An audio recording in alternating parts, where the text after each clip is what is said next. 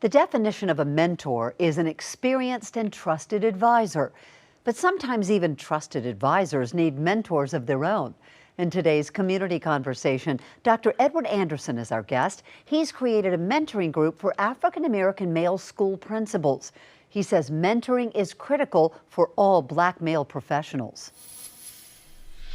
Black male educators only represent 2% of the teaching force. And so when you break that down to the leadership level, it's even less. And so during the pandemic, on the heels of George Floyd and Ahmaud Arbery and a lot of social injustice in our country, a group of us got together and realized that we needed this safe space. Instead of just thinking we need to do something, you actually did something.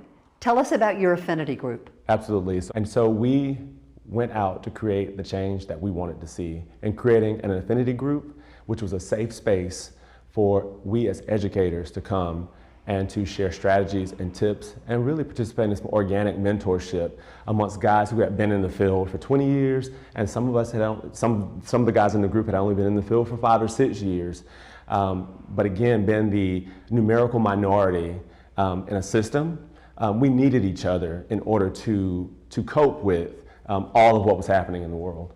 Now, we first met you because you were mentoring a group of Greenville Tech students, African American male Greenville Tech students, and that's how we came into contact with you. But honestly, Dr. Anderson, it would not occur to me that African American men at the top of their profession also would really need mentors.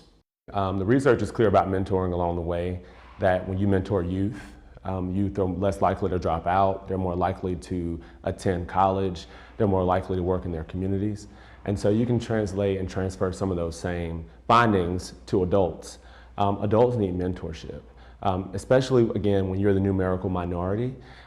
Growing up, you may not have the same opportunities and access to mentors who look like you. There's not a lot of representation. So we've heard about stereotype threat, something that Black male college students feel. Is that also true with Black male professionals? Absolutely. That's one of the things that we, as an affinity group, have spoken about regularly. Again, when you are representative of only 2% of a working force, you feel as though when you look to the left and the right and no one looks like you, you feel as though you have to become something else, and that you're going to do everything to avoid the stereotype. But within that, you lose part of yourself, you lose part of your culture, you lose part of what makes you you. And so when you're in this safe space and you're receiving that mentorship, you're able to go to a community where you're accepted, where you don't have to shed any part of who you are, and you don't have to think about the stereotypes.